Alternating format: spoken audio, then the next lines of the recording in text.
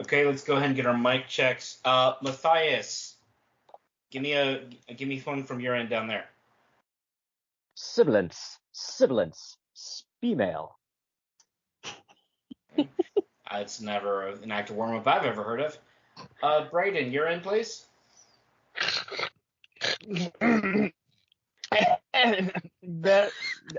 How's that? Better?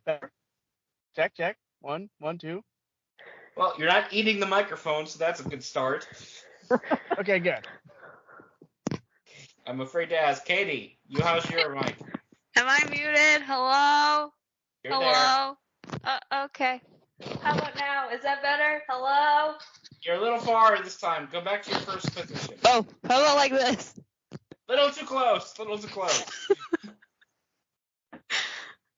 We're professional! Apparently.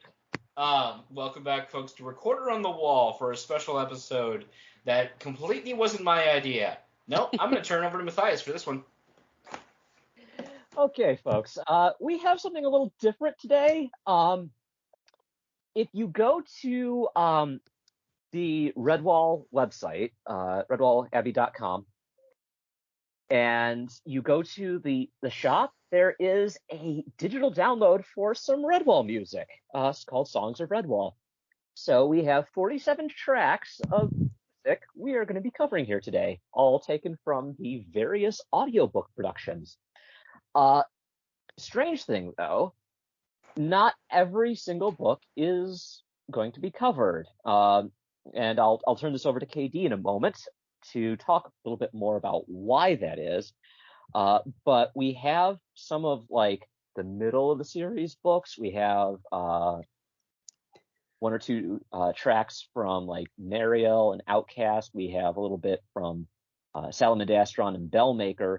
But most of these are going to be from the later books. We're talking Triss, Loamhedge, Rakitam, Hyrule, like that era. And to be fair, the book choices here are interesting. Thankfully, none of the songs covered is not in the last book we have yet to do. So, yeah, we'll get to it eventually, folks. But for now, I'm going to go ahead and again turn this over to Katie and let her explain what we have. So I'm not sure what year this was released, but I believe it was released before Eulalia came out. So that's why there's no songs from Eulalia through Sable Queen, and there was no audiobook for Rogue Crew. And then Redwall, the first, the original Redwall, has actually no songs in it. There are plenty of poems, but no songs. So there's nothing from that. And then there were 4 other books that I didn't mention that don't have audiobooks. They have abridged audio, but they don't actually have full cast audiobooks. Those are Pearls of Lutra, Marlfox, Legend of Luke, and Lord Brocktree. Yes, the book that actually has a character named Song in it doesn't have any songs in the CD, which is unfortunate. I think we all can agree, though, that we didn't get any of Dottie's songs, and that's a giant tragedy because she had such a lovely voice. Fatal Beauty, right? Yes. Unfortunately, we did get at least one Tarquin song from his creepy stage. More on that later. Well, you know. He's just head over heels for Han Rosie. Yes, I know. We all know. So that said, yeah, we are covering. There are 47 songs on here, and thankfully, they're not very long. I mean, Brian never wrote terribly long songs in the grand scheme of things, and not that I would ever accuse him of padding out a book with songs. Yeah, okay. Yeah. What? Yeah. Okay, yeah, I have. I totally have in the past, but that's not important right now. However, when they actually put these to music, they top out maybe 2 minutes, if that. Yeah, they're generally pretty short. We're talking a couple of tracks here that are literally less than 1 minute long. So there are going to be some of these tracks that we might actually talk about them longer than the actual tracks themselves. Oh, so Yes, well. And before I forget, if anybody wants to go and find these, Pete, you can put a link to this in the show notes. Will right? do. Absolutely will do. If you go and purchase this for yourself, adjusted for American dollars, just about $10, give or take. So it's not that expensive if you want to get this for personal use. It's good. I think it's worth it. Like, you're not going to have super professional, super polished, every note perfect songs on here, because I don't think all these people are voice actors, but I don't think a lot of them are classically trained vocalists, which I think is part of its charm, honestly. I would argue that a couple of these people are trained, had some vocal training, but most of them are just having fun and singing. So. I can tell that, I mean, as someone who's been in a choir and listened to, I won't say hellscape, but listen to how discordant children can be, even when they're singing in a choir. I'm going to bring this up at a couple of these, but I'm wondering if they actually used child singers for a few of these, or if they were all straight adults. They were all adults pretending to be children, except for, which is not on here, but in Eulalia, for the shrew solo from the baby shrew, they actually had the daughter of one of the voice actors sing it, and she sounds like she's maybe 7 or 8. I mean, this is a whole thing with the VA industry, and I've listened to my fair share of podcasts there, but actually using children for children roles is not common. Not because children actors can't do very well. They can. It's more that adults are easier to schedule. Right. There are a whole load of laws when it comes to child actors that were put in place to keep Hollywood from abusing them. And, like, if you want to see hear horror stories, look up what, like, Judy Garland had to go through. Oh, so, yeah. So a lot of child roles you hear out in the world, they're sometimes played by adults, to the point that it was novel when the original Charlie Brown Christmas special came out. They used child actors, like Charles Schultz insisted on it. So, but that's not really the Redwall, at least now. So there will be a couple of songs I bring up like that. This sounds awful lot like what I thought kids were, but apparently none of them are kids. So anyway, that said, let's jump into it. Mm-hmm. The first track is the introduction to Mariel of Redwall. So there's some music, and Brian Jakes gives kind of like a recitation. It's not quite a song, but it's not quite a poem either. It's kind of somewhere in between. This reminded me it was a very Once Upon a Time platform. Yeah. With just this recitation set to folk music, and it was very charming, very Redwall, very Brian, and I love it. Yes. I like to send this to people who have never heard of Redwall, and this is what his voice sounds like. This is what his narration style is, and they're always like, "Oh, it's such a nice British man." Mm-hmm. They're not wrong. No. Everybody just to have like a British uncle, a British grandfather, somebody. They need like some nice old British guy in their life. I don't have one of those. I want one of those. Where's mine? I don't get one either. That said, it's a good start. Like, if you're gonna bring people in with and then play them this album to show what the media of the Redwall franchise could be like, yeah. So, Katie, since we're calling on you for audiobooks, this is the original intro for Mary of Redwall? Yes, this is the introduction to Mariel. Yep. Come to think of it, I mean, like, most of the books have an intro and outro of some kind, but rarely do we get them like this. Like maybe I Raggedy Tam, certainly. Mm-hmm. feel though like at least for I won't say the bulk, but a good portion of the audiobooks that I have listened to from the series, that if there is like musical accompaniment to the intro, it usually is either this or some kind of like retrospective reference to here's going to be the tone of the story, or come back to this after you finish and you're going to feel like this is a gut punch. Oh, hi, Martin the Warrior. I didn't see you there. Oh yeah. So I also, before we go further, I also want to say straight up, if you're expecting me as the editor to put in clips of these songs, hi, I like being unsued. So that is not going to happen. They may or may not be on the YouTube. Wouldn't know that because I definitely have never done anything that's not legal. But they may or may not be on YouTube. Yeah, I'm sure our astute audience could probably look up some of these songs on their own volition. But, I mean, at least we always say support the official release. Oh, yeah. Oh, true. I will, though, say that if you do go and look at the store page, there is an entire listing of the tracks numerically with the title and book that they come from. In fact, we used those when we constructed our notes. Much less, the same list is on the Redwall fandom wikia. So. Anyway, track 2. Only 46 more to go. Oh, boy. Rapidy Tap from Loamhedge.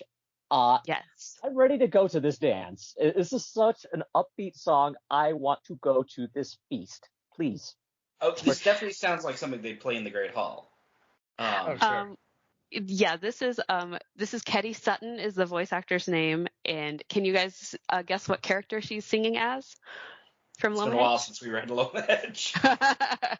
One of the few I haven't read. Oh no! I'm sorry, I didn't hear that. Well, we'll just pause the podcast here, make Braden read it, and we'll come right back.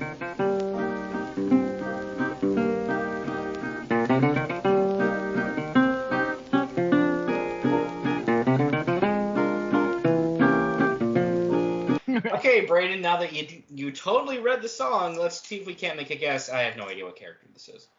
Ready. My favorite one.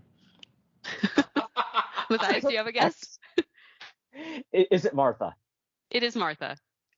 It actually took me a second to understand the primary singer here, with the way the voices played out. Yeah, I think she's trying to sound 12 years old. Like she's trying to sound like a little girl. Mm-hmm. Yeah, but this is a fun one. And this is when the Dibbins are demanding that she sing them a song, and they make her sing it like 3 times. Oh, you know what this actually, now that I'm reminded of, is Portobello from our discontinued sibling podcast. Oh, yes. If yeah, you I only had mouse to- a dagger. I had to reset my phone the other day, and it removed the saved episodes to that, and I was very disappointed. Aw. Yeah. So I hope you guys are still out there. We'd love to see your return. Yes, come back. I mean, at least bring back your archive. I've lost those episodes, and they made me happy. Right. So Anyway. song 3, and this one hit me right in the feels. I'll explain. We have Song of the River from Salamandastron. It's a straight up Gossam song. Mm-hmm. Yep. Or Gossam, if you will. But here's the thing. I've been on my fair share of Missouri float trips. This is a thing in our culture down here in the Ozarks. And I say that very generously because St. Louis is not even near the Ozarks. But I've been to my fair share to the southern half of my state, near Arkansas. And, well, we don't necessarily go singing while we're paddling. Just the images it invoked of shrews doing that, yeah, put up a lot of good memories for me. Yeah, these are super fun. All of the Gossam songs, and a fun fact from my memory, there's so many paddling songs in so many of these books that I do not know the context of this one. I assume they're paddling down a river. That's about all I got. No. I mean, that is kind of what they do half the day. So Yeah. I will say, this is very sea shanty. Remember how shanties like took over the music scene, like over the pandemic and whatnot? It's like, no, Brian Jakes did it first. You're aping off. And more of a river shanty. True. Still, this one gave me like really strong Oregon Trail vibes. Well, you know. Now, which version of the game are we talking about? I played 1, 2, 3, and 5. So there were 5 of these things. Oh yeah. I think they made up. Did they make it to version 7 or 8? I kind of like stopped paying attention, and then I came across something about like this version from like 2014 or something like that, and it was like, wait, what? They're still making them? Apparently, they just keep updating it for a new generation of classrooms. And don't mind the police. Don't mind the police. They're coming to get me. Crap! They heard we share music files. Cheese it. Cheese it. Back to Oregon Trail. I actually made a paper and pen version for some of my classes. Oh, nice. Over the years.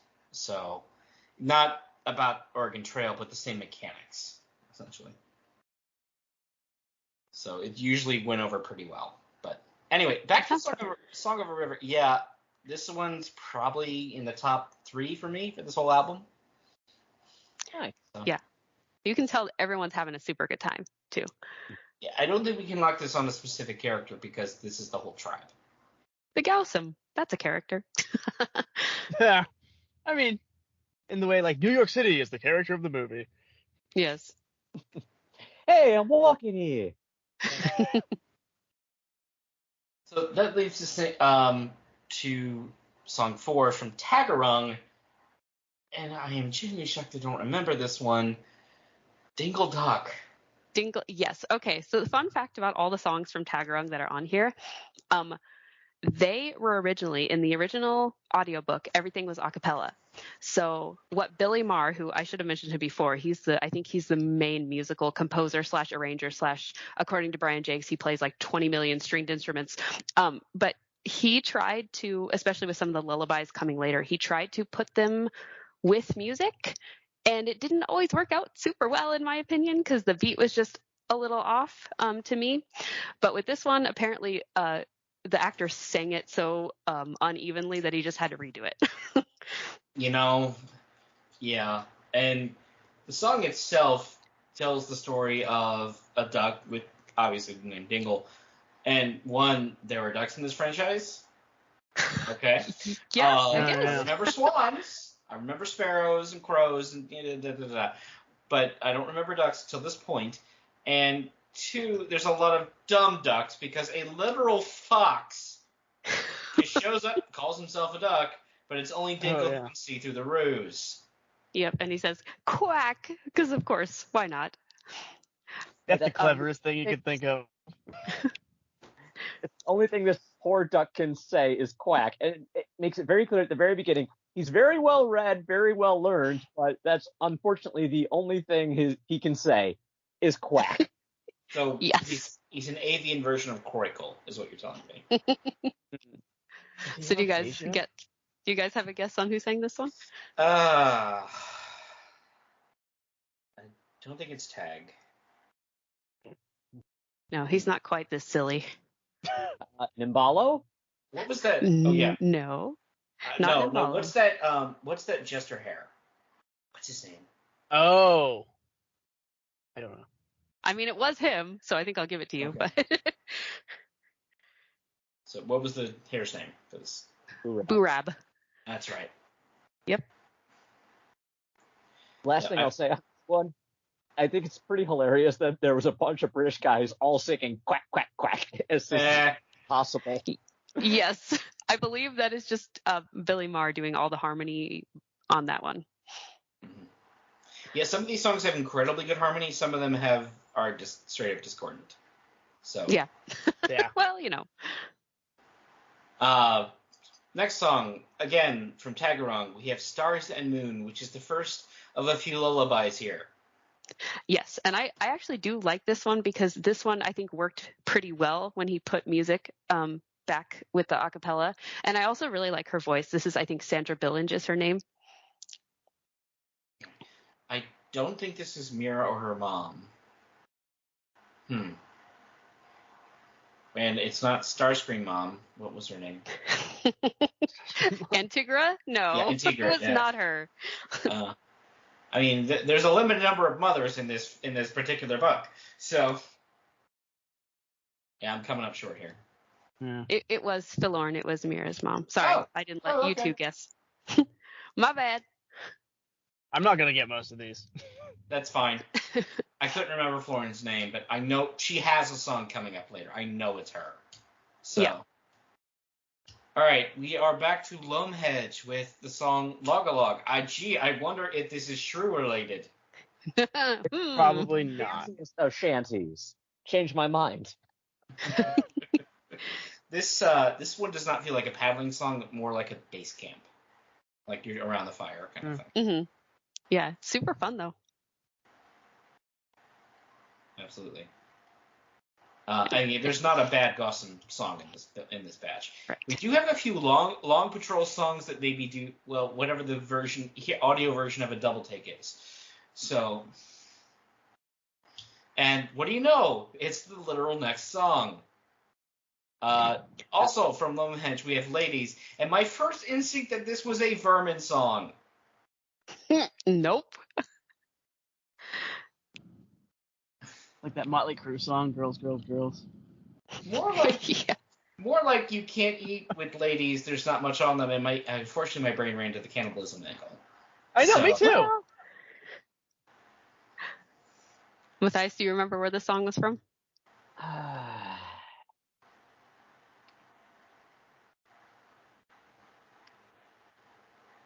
There's the part of me that wants to say, was this Horty? But I don't think it was. No, it wasn't Horty. It's definitely Long Patrol, from what I can gather here. Mm-hmm. But I don't remember whom. It actually wasn't. It was Shrews. Oh. Yeah, it was the two shrews that were flirting with Horty's two friends, Springold and Fenna. And they, for some reason, thought this would be a good song to impress them. Yeah, what? I'm side-eyeing very hard here. Yeah. Explicitly in my notes. I'm sure Katie has thoughts about the content of this one. Yes. This is their flirting attempt? Yeah, yep. And I can't remember if it works. This passive-aggressive insult towards the other gender? Really? Yeah. I did find it humorous, the juxtaposition of acting ungentlemanly to those who are also acting ungentlemanly. Yes. It was amusing, but still the content was a little like, excuse me? Yeah, I was a little, but I think it was just teenage boys being teenage boys. So I really That's didn't. fair. That's really entirely didn't take fair. I didn't take it too personally. I was just like, this would not work for me.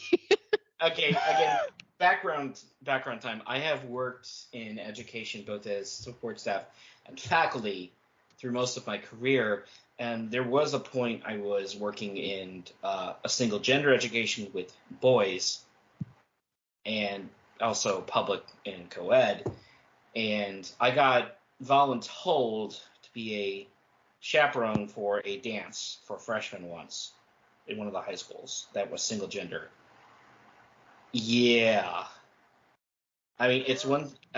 I'll be the first to admit single gender education is not for everybody, but I watch these normally thoughtful, maybe a little chaotic, but well-meaning 14-year-olds turn into literal idiots in less than 10 seconds when women of their own age came walking into the room. So, to Katie's point, yeah. My final note on this, the song, content aside, the way it's performed feels like it's something straight out of an old Disney movie. Mm. I can see that. Like the Pete's Dragon era? Yeah, I could see it. And I'm talking like the old Pete's Dragon. I still haven't watched that remake. No one has. So. Oh, wait. I didn't know there was a remake. Apparently it's good, but it just kind of fell under the radar. So, and the dragon is CGI in the new one. So, This is a Disney remake we're talking about. They released like 5 of those a week, so yeah. Okay, last squirrel we're looking at, but I did see Little Mermaid and it's awesome. So, Oh, good. I'm so glad. I want to see that one. it of the remakes I've seen, it's like the best. I'm not saying it's perfect, and but yeah, Melissa McCarthy does the whole go home, go hard or go home on Ursula, and that pretty much sells it. So Yeah. Anyway, back to our topic because we keep getting chasing squirrels here. The next one, again from Lone Hedge. You might hear us say that a few times. Over the Hills. Actually, it's Long Patrol. It's listed on the track list as Lone Hedge. It's definitely Long Patrol. They made a mistake. Let me confirm that with Redwall fandom real quick. Unless they sang it in both, which is possible because there's some of them. Well, one that I can think of that they sang in 2 books, but When I went on Redwall fandom, I was hoping that they'd like have lyrics, and they didn't. So yeah, the Redwall Wikia made the same mistake. It's listed as Womhedge. Interesting. Let me open my copy of Long Patrol here to make sure I'm definitely not telling fibs. But I believe it was the song that they sang when they were marching off to their war with, the 1,000 vermin and stuff. Anyway, while Katie looks that up, I'll say it's a great marching song, and off I go. I can't control my legs from going 1, 2, 1, 2. Somebody please send help. This one also is a more of a crowd effect. It's not discordant. Oh, yes. It's not discordant where people are singing badly, but there's no harmonies here. This just simply has the sheer volume of people singing the same tune, which is not a bad thing. But for professionally produced music, sometimes you really should have harmonies. So. Right. I do also have a note that says, KD, correct me if I'm wrong, but wasn't the music for this track used in another marching song from a different book? So is it possible that you're latching onto the music less of the lyrics? It's oh, here we go. Sorry, I found it. But it's used as a interstitial sort of thing a lot. That's same sort of theme. But okay, Long Patrol, Galloper Riffle called out through the rising dust cloud, permission for the company to sing O'er the Hills, sa. Permission granted, Galloper. So yeah, it's definitely here. I'm gonna look. Do you want me to look in Lomhedge to see if it's there too? But it is here. I mean, if you wish. Well, it'll take up more time, but maybe like while we're going along in the songs, I can be doing that. Yeah. I mean, to be fair, if they did have melody praising or melody sharing between the various audiobooks, it's hardly a new phenomenon. Like, I mean, yeah, you can go into the whole music industry on how many times they do covers or resamples of older songs for newer ones, but this is straight up in classical music too. You have the old English tune, I'm going to slaughter the name here, Faxtid, that became Holst, from the Planets Suite by Holst, became Jupiter, but also became I Vow to Be My Country, and a bunch, and I mean a bunch, of religious hymns. Yeah. So, yeah, if Brian and the various audiobook directors chose to reuse music, you're not going to hear me complaining. Right, but since I found it in the text, and I can guarantee you that arrangement is the one that is in Long Patrol. So if it's also in Lomhedge, they definitely just like ripped it from there, plopped it into Lomhedge. But that said, yeah. So we can't say with authority which book this was completely from, but yeah. Okay. The next one is Plant Song from Outcast of Redwall. yes. And my first instinct, although I knew it was from Outcast, I'm like, are we sure this isn't Tansy from Pearls or Long Patrol? Because that was her literal job at one point, was to know which plants, identify them that were safe to bring back to the Abbey, and there you go. Mm-hmm. So I guess this is supposed to be Briny? Briny? Nope. Okay, noted. Well, I was about to actually praise her for being competent in something that wasn't childbearing. But, never mind. Wait, she had those moments? That's not proven yet. Look, Vale didn't choke on food or drown when he in the part of growing up, so she gets some points for keeping him alive.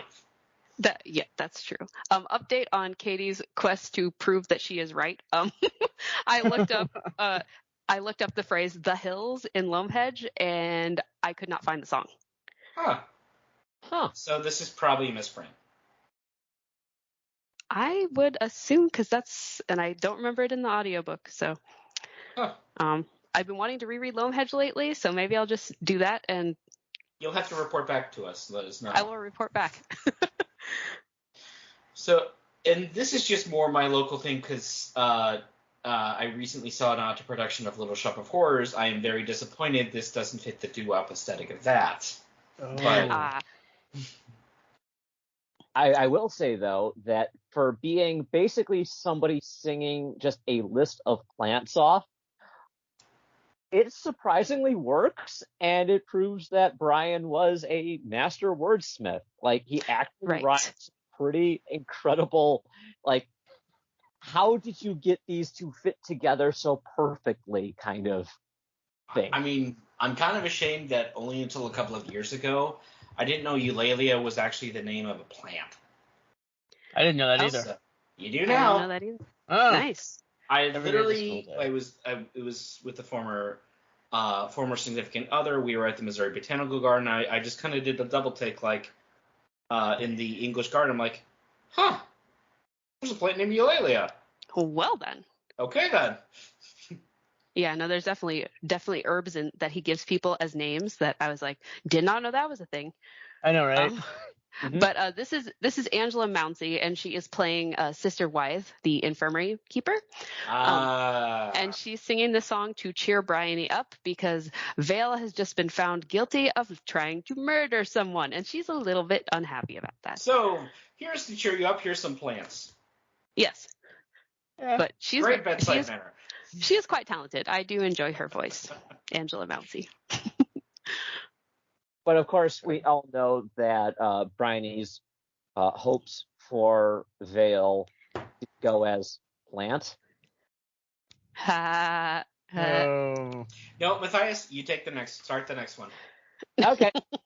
Track 10, Dungle Drips from Lomehedge.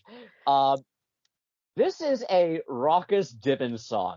The word raucous really does fit here because with all the voice actors trying to imitate Dibbin's, younger voices and kind of singing over each other, it's really hard to tell what the lyrics are. Like, you can pick them out if you're familiar enough with the song, but still. And it's in mole speech, so. Yeah, that's what. Yeah. I didn't catch that. And this is where I started to question whether this was adults or children. Because, and no offense to any actual child choirs out there, you are working at a complete disadvantage. Children voices are a lot harder to harmonize, and children by their nature have short attention. Ooh, shiny. Yes. But this is where I'm wondering, like, this is a little discordant. Why are there not harmonies here? Okay. So, but knowing now it's adults deliberately trying to sound like children, well, mission accomplished. Indeed. Yeah, and again, this isn't one specific character, but the context is that I'm not quite sure about this, but I think it's when Burgoon and Sarrow have first arrived at the Abbey, and Burgoon takes out an instrument, and then the Dibbins ask if he knows Dungle Drips. That sounds right. Anyway, good song, though. Yes. Okay. Go ahead. I was going to move on to the next track. Mm-hmm. Track 11, Tilly the Wild from Hyrule Lane. So I actually remember the context for this one. Oh, good. This is when Tyria and Cuthbert are, getting to know each other. They're out on the high seas. He seems to be under the impression that her name isn't Tyria, it's actually Tilly. And Yes. in his role as Captain Frank W. Bloodpaw, Terror of the High Seas. Yes, and he has, several different names, and then he tells her one name is good enough for anyone, and she's just like, but excuse you, sir. Yes. Okay, then I need to ask the clarifying question here. Are there any Vermin tracks? Because I don't think there are. I don't think there are. Except for the Brian, ones that... ignore half your population for songs. Except for the ones that I put one in the Dropbox for you guys. But yes. And don't get me wrong, Vermin songs are actually a lot less common because they're usually, about violence. Well, so. I mentioned this in my conclusion, but yeah, we none of these songs have anything to do with violence, fighting, or conflict, present or past. Right. Except, well, Matthias, there is one coming up that does reference a particular conflict. We'll get to there. So, noted. But that's the exception. Metalheads? But yeah. Are the Vermin metalheads? Just occurred to me. Maybe. I mean. Oh, and we have a new person whose name I haven't mentioned yet, but it's Kenny Sutton and then Liam Tobin, who plays Cuthbert. I very much liked his performance in the audiobook as Cuthbert, as he switched between these different personas. His vocal performance would shift just enough that you could still tell who he was, but that he was somebody different. And I have learned enough about voice acting to know that is something that's very hard to do. Yes, the voice acting is very good. Oh yeah, the voice actors who can basically have a conversation with themselves are few and far between, where they can drop between two, at least two, if not more, character voices, and completely switch their thought pattern to be in that separate character from moment to moment. The list is short. The famous Mel Blanc might be one. D. Bradley Baker, who played every clone in Star Wars, Clone Wars, and Rebels.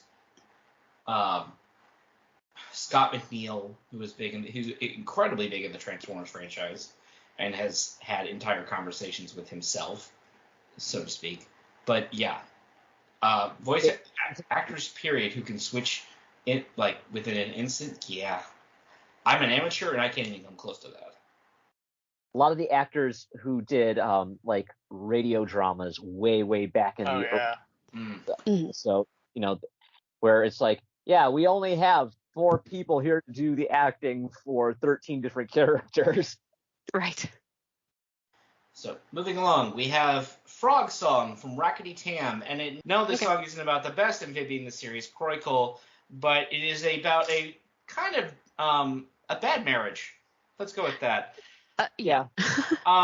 Because I love this. It's just the best tongue-twisting lyrics. It's so good.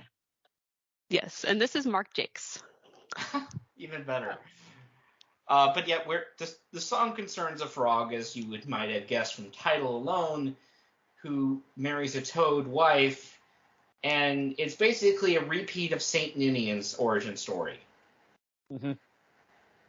He starts out as a bachelor, and he's dissatisfied. He meets a girl. He's like, "Sure, I'll get married to you," and she comes up and helps clean up his house and doing things potentially that he might not like, and then suddenly he has kids. How'd that happen? Cabbage Patch. Oh. But yes, this is in Rackety Tam. I don't know if you guys want to guess the person who sang it, besides Mark Jakes, because it was Mark Scottish Jakes. accent, so it's not Rackety or his friend. Mm-hmm. So. I actually know this one. I will let the other two guess. Okay. Oh yeah, this is your favorite audiobook, huh? Mm-hmm. This, I'm guessing, one of the hairs. Yes. That's about as far as I got. Yeah, I'm not gonna get a name. It's Sergeant One Will. Mm-hmm. Yes. Mm. Mhm. Okay. It's so good. I love this song because it has just that right playful amount of wordplay that just makes me very happy. In Yes, and he case sings anybody this. who He hasn't sings this listened to entertain the babies. yeah, I love wordplay. If you haven't guessed so far, the fact that I just tried to I don't punk know. it, alliteration, and yeah. Anyway, track 13, Worm Song from Hot Blade. Another funny song. This is a Dimmon Yes. song. This is a Dimmon song. Right? I mean, it's not song by Dibbins, but I meant for Dimmons. Excuse me. oh yes. And I love the fact that there's a banjo of all instruments. I was For this. That's wondering what that. I was thinking. Yeah. There's a couple of songs here that could be banjo or ukulele, or I mean, one I could clearly identify an accordion, but I wasn't sure on this one. Yeah. Just Billy Maher is very, very talented with all his stringed instruments. I meant to look up how authentic that is. When we come to track 23, that is probably some of the best banjo in the entire album. It's so good. Okay. But this is a very humorous song about a worm arguing with its own tail as to which one of them is the head of the body, until a worm comes along A bird. a bird comes along, and well, early bird gets the worm. Yeah, carnage and violence. Got it. Yep. You know. Anyone have guesses as to who sang this? God. Wasn't this Banjon? It was, yeah. Him and his friend, the hedgehog. Mm-hmm. Oh, and two new people. Honestly, I Greg don't remember. Longridge. I don't remember the characters in Hyrule Rain like I should. Oh. So, So we've got Greg Longridge playing Banjon, and then what is his name? I forgot his name too. The hedgehog, who's played by Roy Carruthers, is named something Gray something. I don't remember his name. It's been a while since I read Hyrule Lane. I'm failing. My knowledge is failing. well, I you're gotta not look that alone. up now. Okay, we have the next song. Skilly and Duff in Hyrule Rain. The infamous Skilly pirate and Duff, dish strikes again. And I am disappointed that this does not come from Bellmaker. You know, where Skilly and Duff was a bit of a minor plot point. And it was so delicious. Indeed. But a much later book. Question though, how does anyone know what a bear is? Oh, that's what I thought. You know, They come magic. from the places horses come from. Yes. I mean, wolves are established. They're never seen, except for the one, the hide of the one who died. But yes. bear is a little, that's another step above. No one, this has not been mentioned before. What? The way I look at it is, if it's on the British Isles in some way, shape, or form, even if it's not mentioned, you can assume it's there. Fine. It's like the part of a cooking vlog you just skip. You're like, Oh. Bears. Oh yeah, we all do that. Yeah. So Brink Gray Spoke was the hedgehog's name. I feel better now. Moving on. Congratulations. I had to look it up. Track 15, Dawn. It's a contemplative look at the dawning of each day. It's very slow and it's not melancholy. That's not the word I'm looking for. But there's definitely more of an emotional vibe to it. It's not Contemplative. it You're reminded wistful, me. that's it. It reminded me of Cat Stevens' "Morning Has Broken." Honestly. Okay. Wistful. That's the word I'm looking for. Yes. Yeah, that's what I said. I didn't hit that. Oh, wistful. That's the word. Oh man. But yes, any guesses on who sang this? What's it Hint, from? it's a person who sung a song before on this. Is it? It would have to be Martha, wouldn't it? Yes, it would. Why did you say that name? Oh, get out of here, Batman! Shoot! But where else am I supposed to brood? The wall top's really high.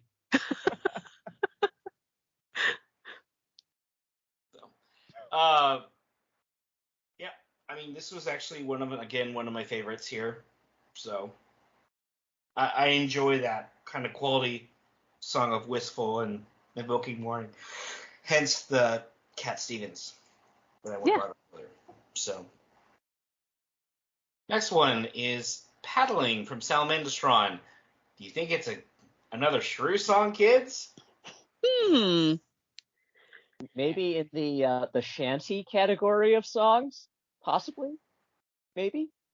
I mean, this is fine. This was coming from my favorite book growing up, so great. Yeah, I liked this one.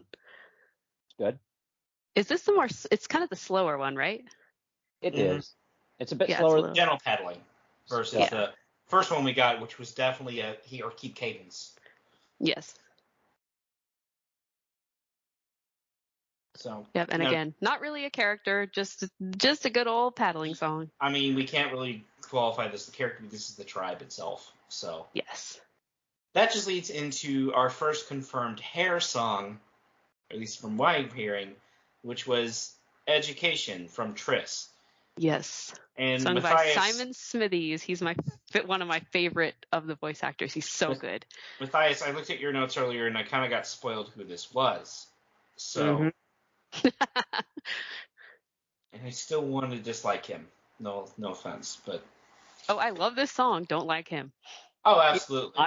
This is like one of the best songs from Triss. Scarum is still the worst. It's Scarum, guys. Yeah. Yeah. And Education, this is it's interesting because Scarum is basically singing about what a good education can bring you, and it's nothing you'd actually use it for. Right, just a bunch of riddles, but he is trying to impress a bunch of vermin so they don't kill them. So Yeah, well, I could just see the smoke coming out of the vermin's ears as their brains overheat. So yes, I will say, Scarum's voice actor did an absolutely flawless job with the tongue twister, like bassing bits. Yes. Amazing. Simon Smithies. Yes. Which is the general hair dialect. So, so we do have. It's not the last hair song we're gonna get, and we do get a full-on mole song later, which is awesome. But yes. But back to more Gossam and Salamandastron, because the next one is Pull Boys Pull. Yep. This is more of a faster paddling one. Yes. Again, it's a cadence-keeping song. I'm not complaining too much here, but it struck me like, aren't the Gossam kind of gender-neutral anyway? But, okay, whatever. Well, I will say, this one is so upbeat and lively that I had to listen to it several times before moving on to the next track. And when this is all over, I'll probably go back and put it on loop for like 20 minutes just because it's that good. Well, I have in my own personal list of these songs, the next one I have is Pickle's version of that particular paddle song where he just sings about food. I mean, no wonder they put the song so close to Scarum's entry then. So. Then, track 19, Peaceful Night from Hyrule Lane. It's a basic lullaby. It's, I can't say the Sam Jackson one because, we're a dip-and-friendly podcast, but it's basically about go to sleep, kids. Yeah. And it's Sandra Billinge again, who does have a very nice voice. I will say I did start to feel my thoughts drift a little bit while listening to this one. And you're good. That sort of like lullaby cadence normally doesn't work on me, but that one it did, and it's just like, ooh, that's a little dangerous. Driving. Yes, it's very soothing. And this character, unfortunately, does not have a name. Oh. Just an otter's wife who they rescued. Yeah, it just means that we don't get docked for not knowing it. So. Yeah. Oh. So I'll take it. The next one, Matthias, you said there was no songs around a conflict. Track 20. I mean, that's kind of a stretch. This is more like... Oh, no, they talk about his fight against Cotier. So, no, I am not accepting that. And then we go to Pete's quest to prove that he is right. Okay, is this just because this is from Salamandastron and that's your favorite? Is your bias showing? Maybe. Okay, no, I'll fine. We can agree to disagree here. But yes, folks, if it isn't already obvious, the song is Martin. And yes, because he has to have his appearance fees in everything Redwall, even the book Lord Brocktree, where he just was a drug trip vision. Yeah, it's about Martin the Warrior, and except he's called Martin of Redwall, and before there was a Redwall. Like, yes, I know this song chronologically is being sung well after Martin is dead and Redwall established, but in the song, they're told that the other creatures of Mossflower, and no one else is name dropped, by the way, no Gonf, no Abbas Germain, nada.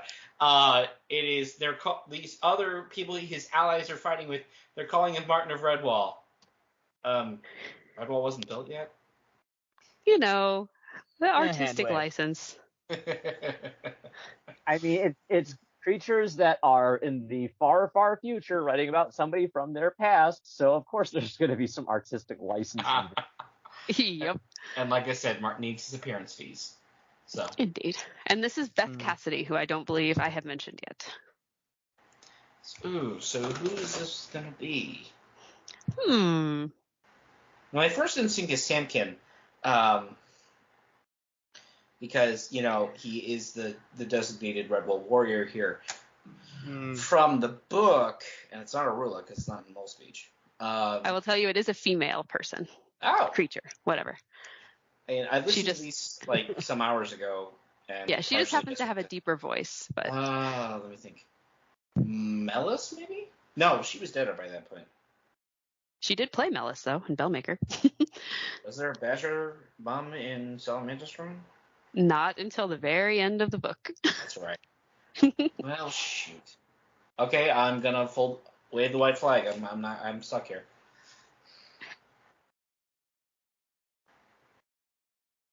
Anybody else? No, I got nothing. I'm not going to make a guess. This is Pete's favorite book. I'm just going to let this hang. You know, I suppose I deserve that. Go ahead, Katie. What is it? It's Sister Nasturtium. She's the one that gets really sick with dry ditch fever and almost dies, and she's the one that Martin has decided to implant a bunch of poetry in her mind and make her say it, and then she doesn't remember afterwards. Because he does that. So he does that. Yeah. So this is literally him making his appearance. You know. Oh yeah. Forcing it into the story. That means Martin has himself called Martin of Redwall. Yeah. Yep. Not self-aggrandizing in the slightest. No, sir. No. You know, I know we're taking shots at this character who is admittedly one of the more humble ones, especially by the time Legend of Rook rolls around. But yeah, the afterlife, he really wants his name to be remembered. Indeed. He went from humble to, I'm the star of this series. And only I can pick your high officers. No, you don't. All right, next one. Summer Sun from Triss. This is a Divot song and is definitely discordant compared to the last one. And this is where I thought this was the children's choir. They're pretty good at playing children, I must say. I mean, they even got the audio to peak a couple times with their rowdiness. So yes. Yeah. And again, those of you who don't know what audio peaking is, we're not actually going to do this on show because I'd have to edit it, and I don't want to. But it's basically microphones have to be set their gain, so meaning how sensitive they are in picking up sound. A microphone peaks when that level is overloaded, and essentially it's just too loud for the microphone, and it drops your audio quality. It distorts, yeah. Yep. So yeah, there's really no important context to when the song happens. It just sort of is toward the beginning of the book when, the scene is being set and there's all these happy divins coming in and singing a song to the abbot. Yep. And because, most Redwall books, almost all Redwall books take place in summer. Yes. Usually not winter unless it's like in Martin the Warrior where it's winter when they're hearing the story of Martin. Mm-hmm. So we finally get to one that was fun for me because it is the actors imitating perfect Scottish accents. Yes, And Simon Smithies again. From the book Rackety Tam, we have the song Tramp, Tramp, Tramp. Yes. This is one of my favorites. It's so good. Yes, it is. We got a couple of songs from Doogie Plum across the entire sequence of Rackety Tam, the book. But this one in particular, you really get a sense that it's not just, oh yeah, Doogie's this, fat squirrel who can fight and has a Scottish brogue. No, he's actually got some character depth to him. Yes, fun. And I gotta say, again, Simon Smithies, he can play so many accents and so many voices, but he can do a perfect hare and he can do a perfect Scottish squirrel. It's just amazing. Mm. Yep. That and the fact that this song, I want to get up and march and head home. Except I'm already home, so, I'll just march around the block. Yeah, Yeah. Okay, back in 5 minutes. Okay, no, not. No, you're not. Although I could put you in play the that music again. Yeah, I'll do the elevator music in there. That said, our next song, someone else say this one. Fuddlecumder. Thank you. Fuddlecumder, and this is my favorite track on this entire album. I made reference to it earlier. It has banjo in it.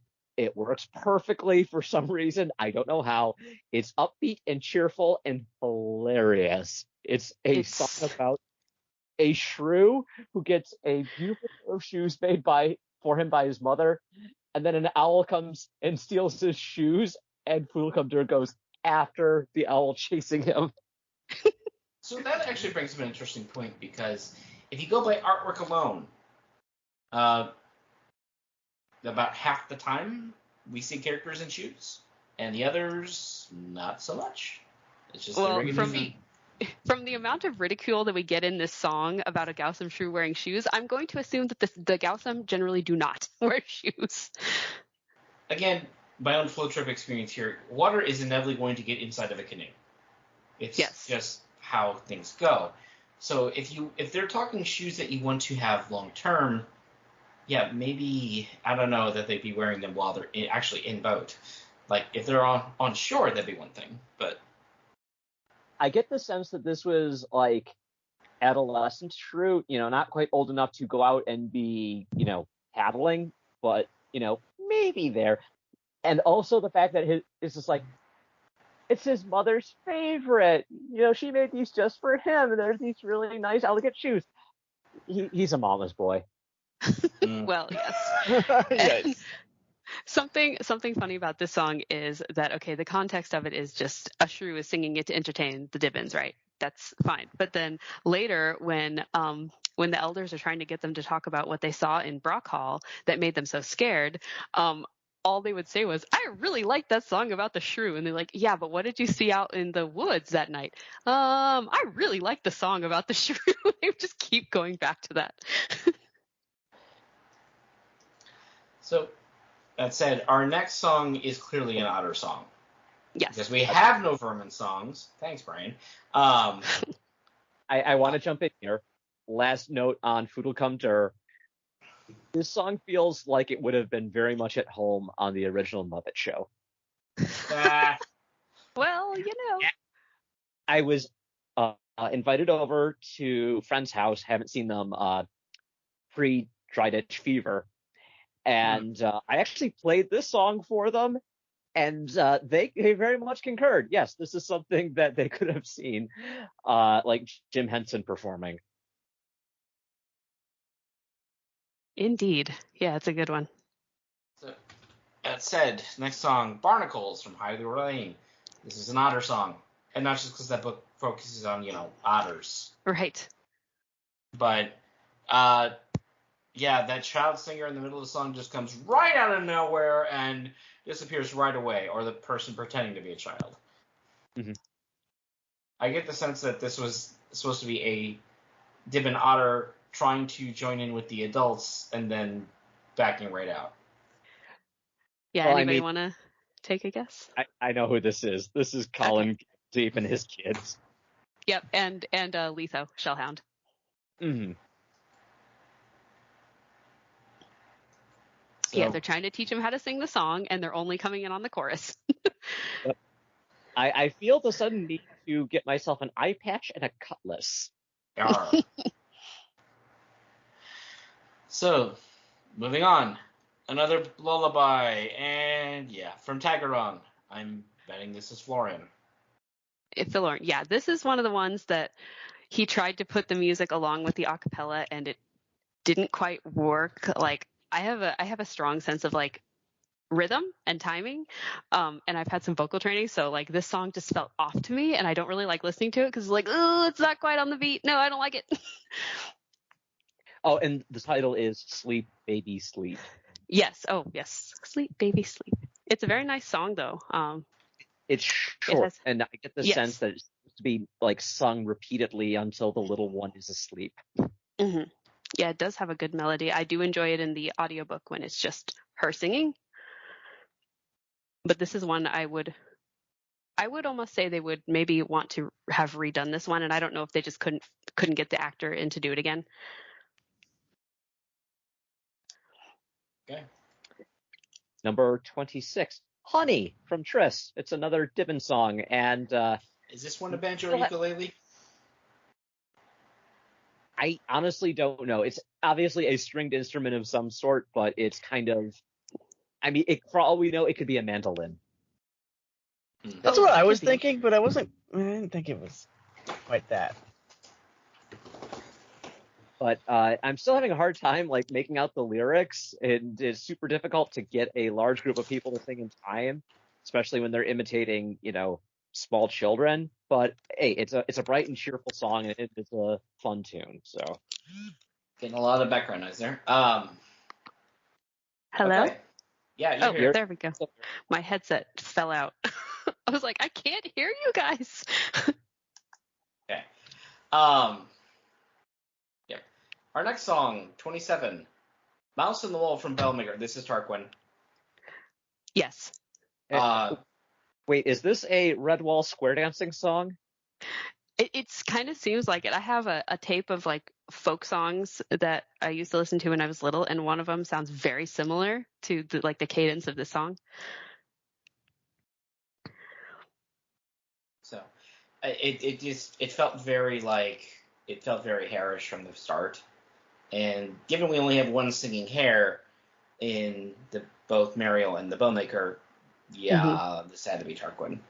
And it's Simon Smithies once again. Mm-hmm. And again, he can do two different hair voices and have them be distinct from each other. Okay. All right. 28, Rose Song from Lomahedge. Again, came into this before. Yeah, I thought this week potentially had child singers. We don't, but that's if that's not a child, that's a very soft soprano. Yeah, she's trying to sound like a little girl. Mm-hmm. Very slow song about planting a rose, and I think compared to the previous song, which was very fast and frenetic, this is very calm and slow in contrast, and I think kind of offsets that whirling dervish energy. Whirling dervish. Yes. Yes, and any guesses as to who this is? It is someone we've heard from before. Oh, wait, let me guess. Was it Martha? It was, however, did you guess? Guys, I can see Batman through the window.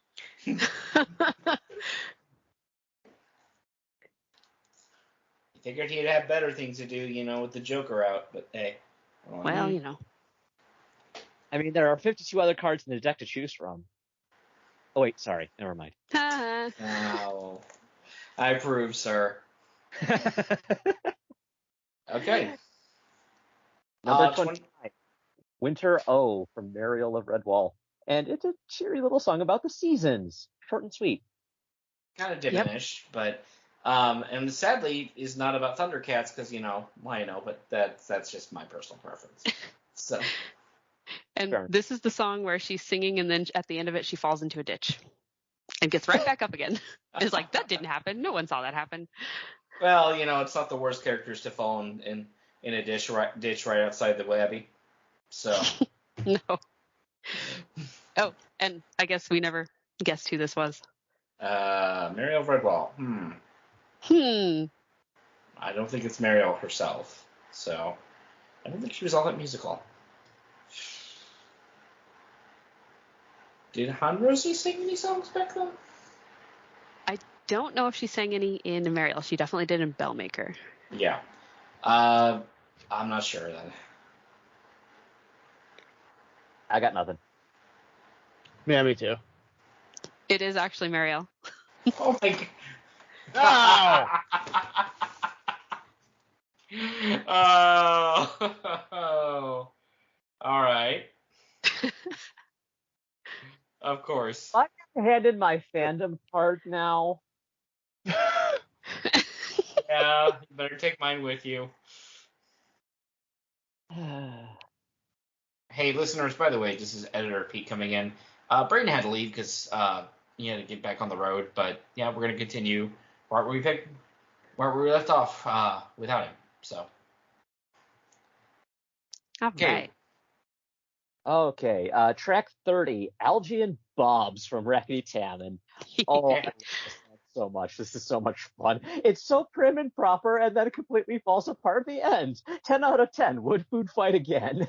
Were there songs about song lyrics about a colonel's daughter in there? Yes. I Yes. believe so. Yeah. I can't make any comment that wouldn't be safe for work, so I'm going to move on. So. It's it's definitely a fun, and I don't exactly remember the context, but I do remember who sang this, and Matthias, you probably know who sang this. Martha!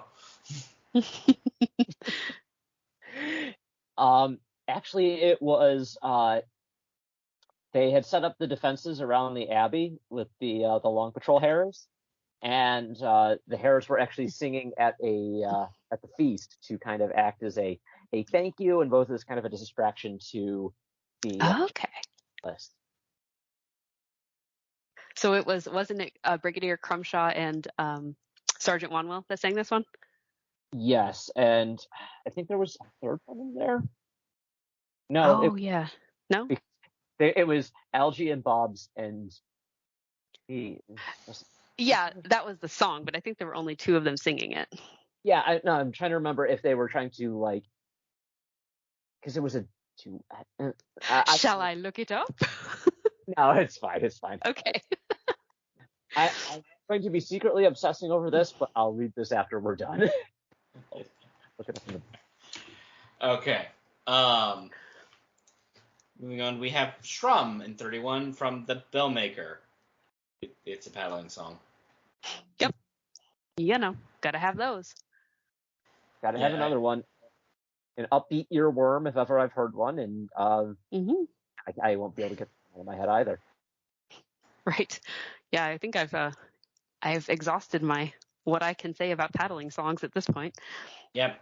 I mean, I enjoy these, but yeah. So we have number 32, Lark Song from Hylure Lane, and it is another one saluting the dawn, which, given that lark is the traditional, it's the bird that heralds the dawn in traditional Europe culture. There's lines in Shakespeare about it. Yep, and this is Rachel Murphy, and I forgot to say Ron De La Cruz was in the one about Algae and Bobs. I didn't say his name yet. I need to plug in my tablet. It is dying. Oh no. All right, we are almost. If I can get the cord in. Good. Okay, now we're good. Okay. All right, anyone? Oh, actually, we forgot to guess who sang this one. Anybody know? Dark song.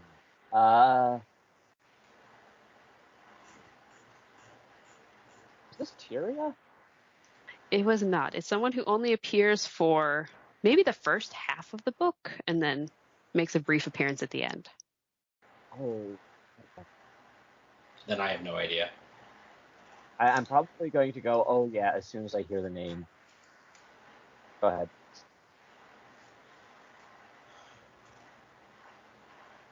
Well, go ahead and give it to us. It was Avis Lycian. Ah, yes. Okay. Fair enough. Next one, in one of the few early songbooks, or early books we get, because as established, the original Redwall didn't have songs we could use, we have To Table from Madameo. And Yes. There's no point in guessing who sang this. This is a group song. Yeah, and it has I think this is one of the first songs, because most of the songs in Madameo are a cappella as well as in Mossflower. They were also a cappella, and Tagarung, because I think they were the most, and Martin the Warrior, because they were the most early recorded books. But in this one, there's actually guitar. Yeah. Nice. And it's an invitation to the feast table, and unfortunately, mine appears to have been lost in the mail. I'm jealous. Yeah. Well, I hate to break this to you, Matthias, but yeah, they probably lost it, and then when you didn't show up, they let that fox in. So. Oh no. Oh, so you're going to blame the entirety of the B plot of this story on me? Thanks. No, I'm not. Not directly. Great. Now I feel guilty. Yeah, it's kind of a just an hey, feast, let's do it. Yep, pretty short. Okay. So next one, and yeah, this one is probably one of the more obvious ones so far, is the song Rackety Tam from, let me check my notes here. Oh yes. Loam Hedge. Yes. From Rackety Tam. Yes. This is the first of the 4 Rackety Tam like inter-book songs. Like there's one before book 1, there's one between books 1 and 2, one between 2 and 3, and then one after 3 at the end. It has bagpipes. It does. It's really good, and I'm really disappointed that this is just the first one and it's not all 4 songs.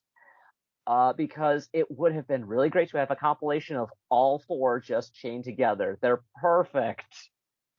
Yes. I don't know if you noticed, Matthias, but in one of them, it's not this one that's on the CD, but in one of the reprises, someone at the beginning really trills their R a lot, and then someone cracks up, like really quickly.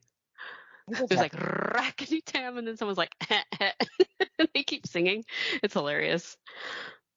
I have not caught that, but then again, I'm usually not listening that hard, so it's really subtle. It's not like the chuckle is not just, you can kind of tell they're kind of smiling, laughing as they're singing for a little bit because someone just took that R super hard. I mean, it is Scottish accent. Yeah. The Right. Yeah, those moments of humanity where you can really tell that there's like this camaraderie and that they're having fun. I really like to hear that. It just makes me happy. Mm-hmm. Same here. Yep. And yeah, this one's perfectly understandable despite being in heavy Scottish accents. So. Mm-hmm. Okay. That said, what was it? Next one. Me Mammy from Rackety Tam. Yep, Angela Mounsey again. I know who this is sung by, so I'm going to repeat unless he's already No, looked at. go ahead. Can please. It's Digity, Uvis's wife, singing about the much better half of that relationship. Mm-hmm.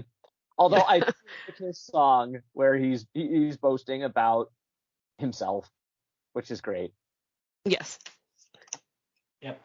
And yeah, it's another song that evokes home, so there's a few of these. Mm-hmm. I would So, say that's one of Brian's like core themes that he likes to draw on is the idea of, home and having a place where you're, you know, warm, safe, and loved. I know Right. not everybody is fortunate enough to be able to have that, but for those of us who do, or those who have not had and then find it, it's Hmm. magical. Right. so the next one is one of my other top three, the Mole song from Martin Oh, the it's so Warrior. good. It is so And good. it's sung in the Mole dialect, and I love it. Yeah, Mole acapella is just wonderful. They also go heavy on the bass voices. Yes. So, and for the record, I actually, I'm a technically still classified as baritone, but as you age, you lose the higher. I can't hit the higher notes in that own range anymore. So, but I can hit bass. So this makes me Nice. happy to actually hear baritone and bass voices like put front and center a lot, and I mean a lot of music out there, like from male singers, they're tenors, Yeah. which fine, but that's cutting off an entire half of the male pop singing population. Right. Is that at a scale of 1 or to 10? Oh boy. Oh boy. Nope, Matthias, you take charge. Okay. Track 37, Pause from Tagarong. It's a cute little short Yes, lullaby. this one. Yes. This is the one that actually, all these years later, even though we reread it, sure, but stuck in my mind because this is the song when Tag is kind of bleeding out and comatose, but, his mom and sister recognize him, and this is how she proves it to her daughter that, yep, there's your long-lost brother. Yay! Yeah, this one's cute. Again, the music doesn't quite match up with the vocals, which bothers me. But again, I really like. Also, the point in the story is very good. I quite like that point where, I mean, is it realistic? Is it realistic that like she's gonna make him let go of the sword that he's clutching in his comatose sleep? I don't know, but they're talking animals. What do you want from me? Yeah, Much less all these. Go ahead. ahead, Matthias. Go ahead. It's one of those it's a cute moment. Let me have this. I want to enjoy my thing, even if it's unrealistic. It's a book about talking animals. Sue me. Much less the memories he made as a literal less than 24 hours infant. Right. Still can be invoked by his mother singing a lullaby that she presumably sang to him. Animal magic. Yep. It sure is. Track 38, October Ale from The Long Patrol. This is a good catchy one. This made me want a cold beer so bad. Is there any Redwall drink more famous than October Ale? No, and this song is just as good. Indeed. But I will say the recipe in the cookbook, not at all what this song says. The recipe in the cookbook is straight up sugar syrup for children. So yes. Indeed. Actual beer, you probably don't want to give to children because that can be legally dubious. So, yes. But there is something, and that all of us, since we're all of age, at least especially for me, not everyone likes beer, but man, there is nothing like a cold beer on a summer day. So, yeah, I definitely wanted one after listening to that. I don't drink, but I will take your word for it. Matthias, have you ever had like a cold lemonade or root beer? No. In the summer? Very simple in my beverage choices. Okay, have you ever had a really good cold glass of water after working out in the heat? Oh yeah, absolutely. Okay, you can identify with the feeling in question. Delicious. All right, moving on. But probably to get those kids after all that heat to, go down for a nap, we have another lullaby. Slumber On from Rackety Tam. Yep. This was actually by a shrew. I believe. Yes. Yeah, and at this point in my notes, I've just put down, I don't think I fully realized how many lullabies Brian had included in this series. Wow. There, so many lullabies, so many paddling songs. And Barnos, I mean, we have to remember, we may be adults being, having fun and being somewhat critical of the series when we need to be, but this was written for kids. So, yep.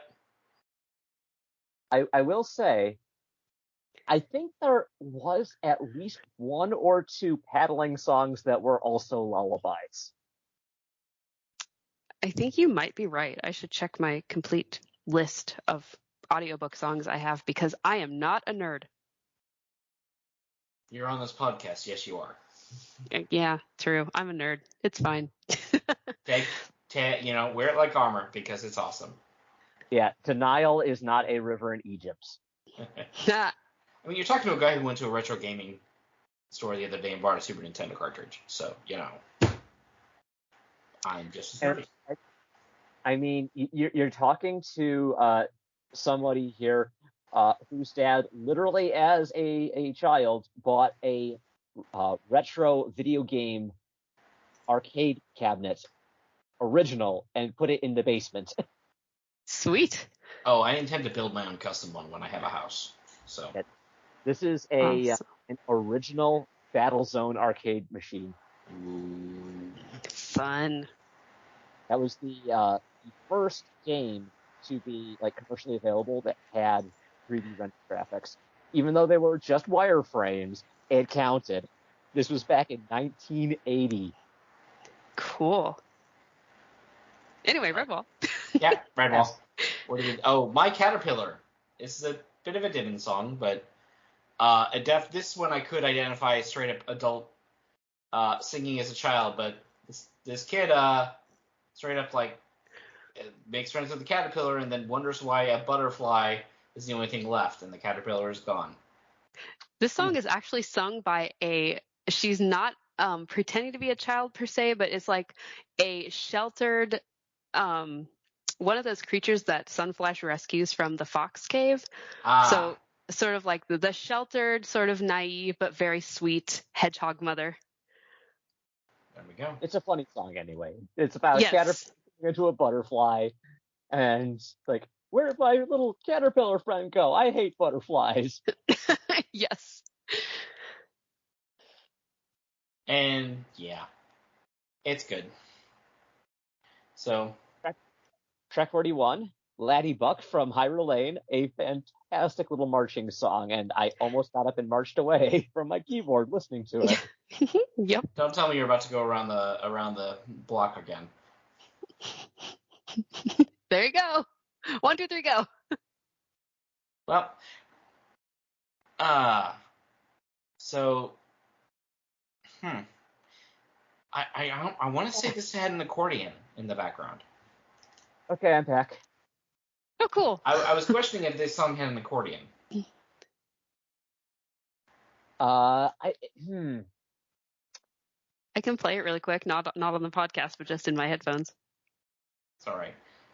I think it did, if I remember correctly, because I have this audiobook on CD and I listened to it any number of times over the years, and I'm pretty sure it did. I didn't hear it from the 5 seconds that I just played it, but it could come in later. Yeah. But yeah, it's a good one, honestly. Yep, a hair song. Yep, definitely. Really? I thought it was an otter song, but no, it's a hair song. Oh. It's a hair song that because the hares, went to go and help the otters on the island, and they're trying to march. This was either marching to the fort to go for the final fight, or afterwards marching to go to Summerdale. I can't remember which though. I think it may have been after, but I don't know Hyrule Lane quite as well as I know some of the other ones. That's all right. Where are we? 42? The Gates of Spring from Outcast of Redwall. I actually was kind of questioning where this was actually in the book. my first guess was this is right when winter is in retreat and spring is starting, and the Redwallers realize there is an army nearby. So Yeah, this is I can tell you it doesn't actually happen at Redwall. It happens in the cave, and it's sung by a very strange creature to have sung it, speaking about birds singing, because it is a bird singing it. oh. Like I guess you can talk about yourself singing in spring. Huh. Interesting. Well, now that throws any guess I had out the window. Scarlath? Yes, it's Scarlath. Huh. Played by, I believe it's Paul Green.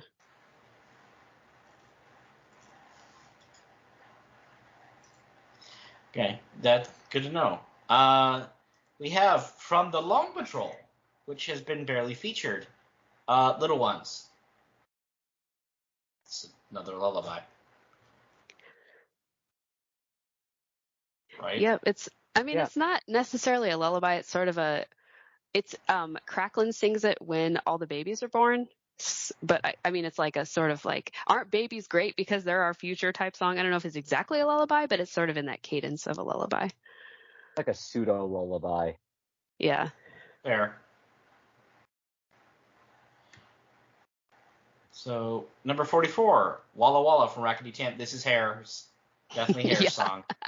It's good harmony that breaks into, it breaks between like standard song and then it goes incredibly silly. And back and forth. Yes, which is fun. It's sort of slow and stately, and then the chorus is just wild. It's absolutely like insane bonkers song, and I love it so much. Yes. It's almost like reminds me of the type of the song that just can perpetually go on, that I will not mention any names of them, but if you grew up with Lamb Chop or, a guy named Jacob in an incredibly long name, you know the ones I'm talking about. I have no idea what you could possibly be referring to. And that's then deserved loss, unfortunately. I could love, watching a certain Charlie horse hanging out a barn door, annoying Jerry Lewis. Not at all. Yeah.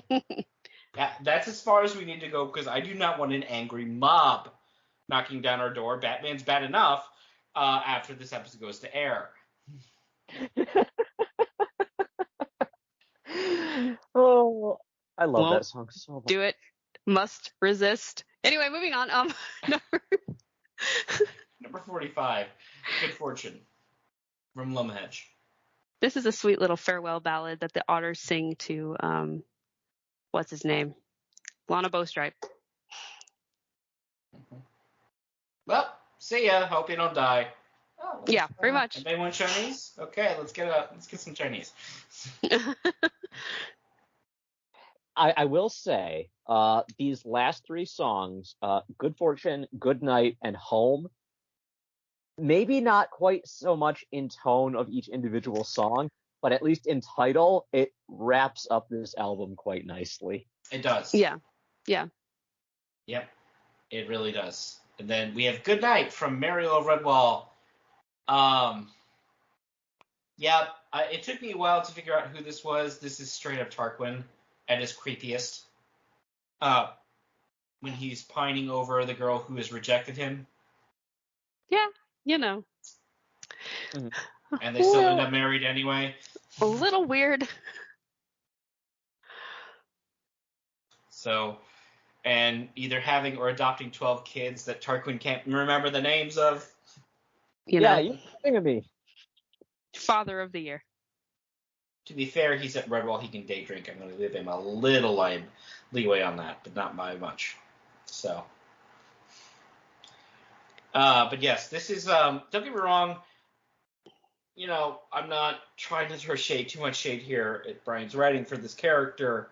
It's a decent, partial lullaby, but also like a ballad towards a lover. Fine. Mm-hmm. Yeah.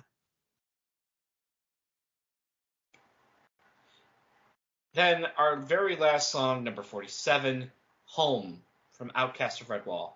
And pretty much, not every Redwall book does this, but a lot of them do. that the final impulse we get is Warriors returning home.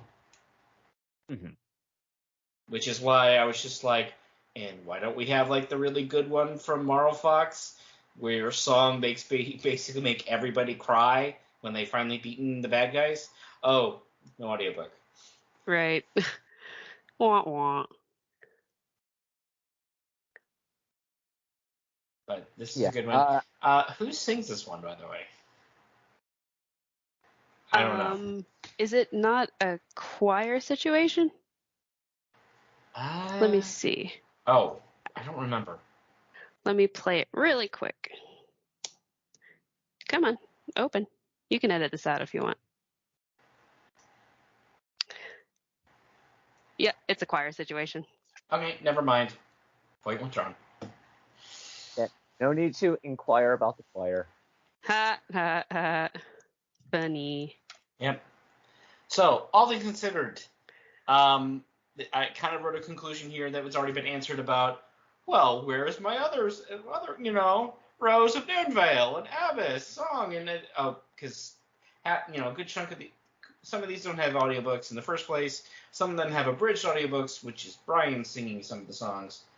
And so, had I wanted to do it, I wish we could have gotten something from Rose, from Martin the Warrior, because that's a pretty seminal character. And I'm not sure why we didn't, because there are songs by her. They're just all a cappella. Mm-hmm. So, not really sure what happened there. Yeah, I think this is like a really nice eclectic mix of tracks that really shows off Brian's talent for writing in like a number of different genres.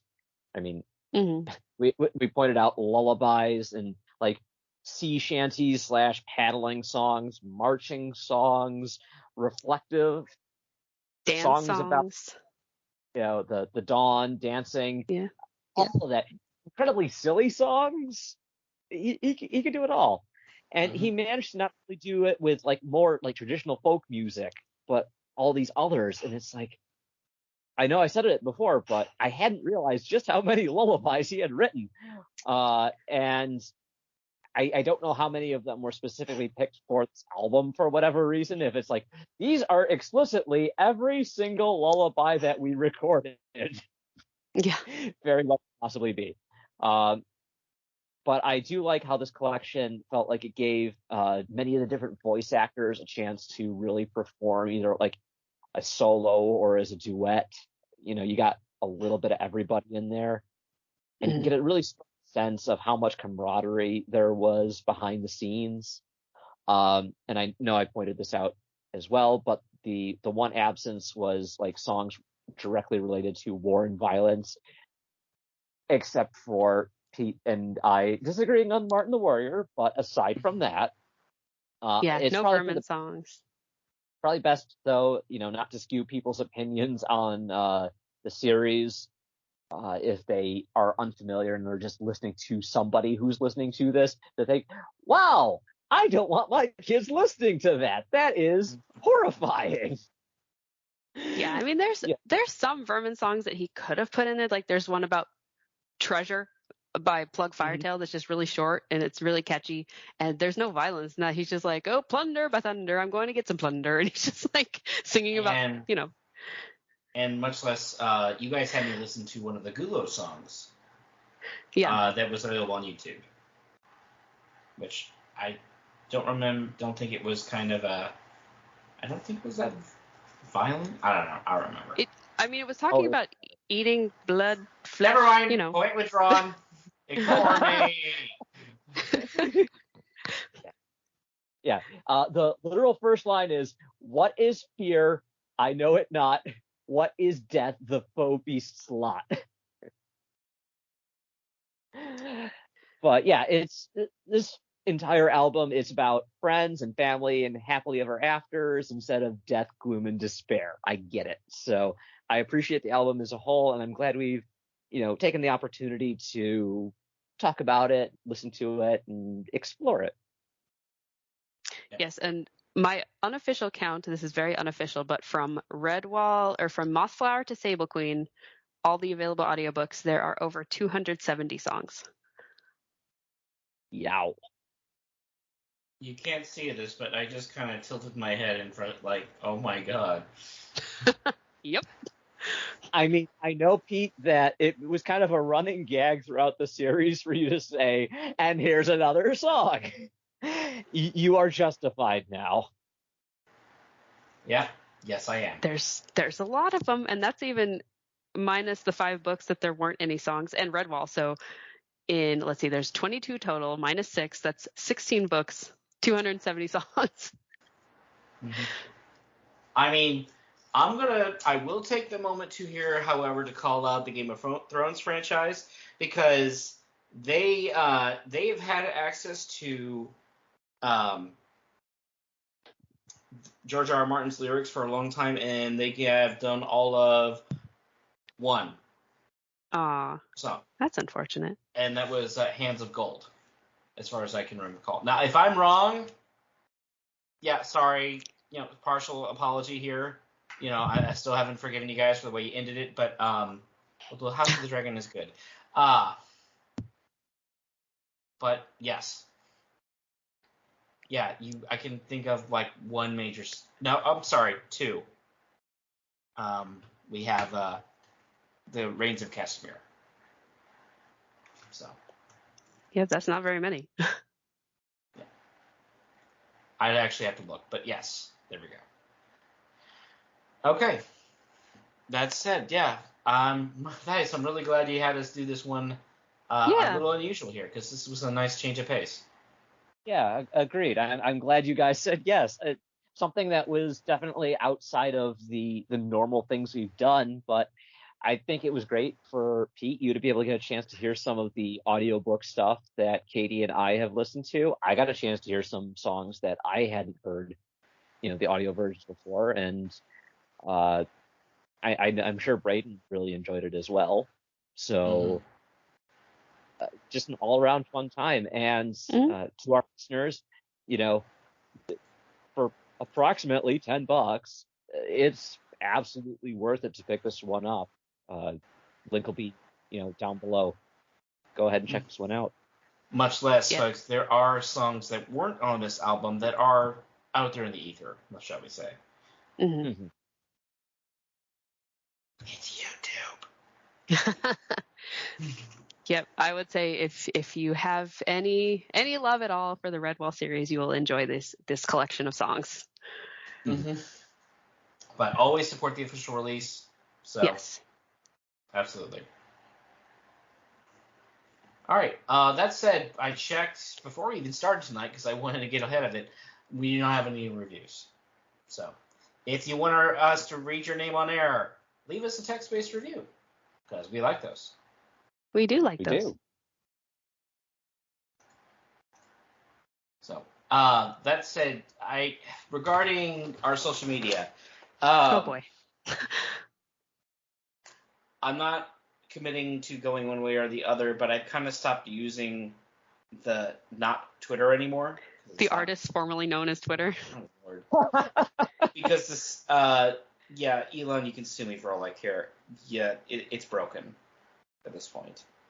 And I have other Twitter accounts more attached to me personally that I have since discontinued. So Twitter is probably not the best place to reach us anymore. The Reddit section of Are You Lately on Reddit is a better idea. So. And we do have an email. We do. It is rotwpod@gmail.com. So I can't promise if you.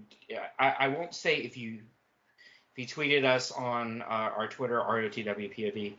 I won't respond, but don't expect it to be fast.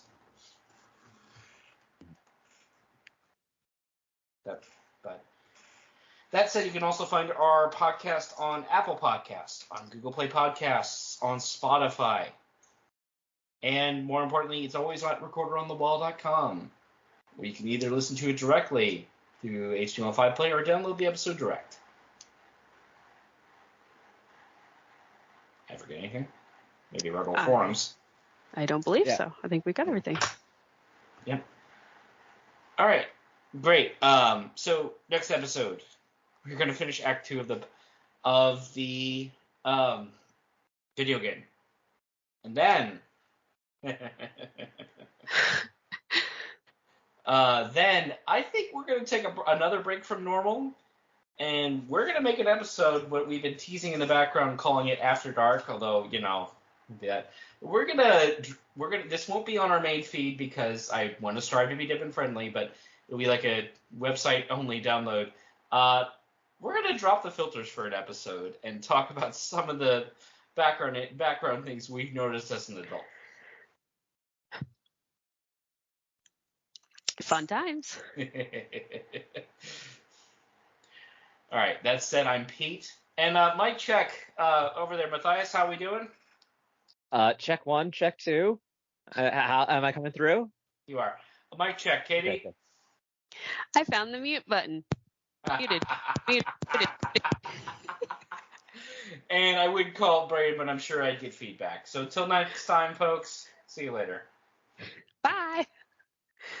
Is it time for the second take? Oh no.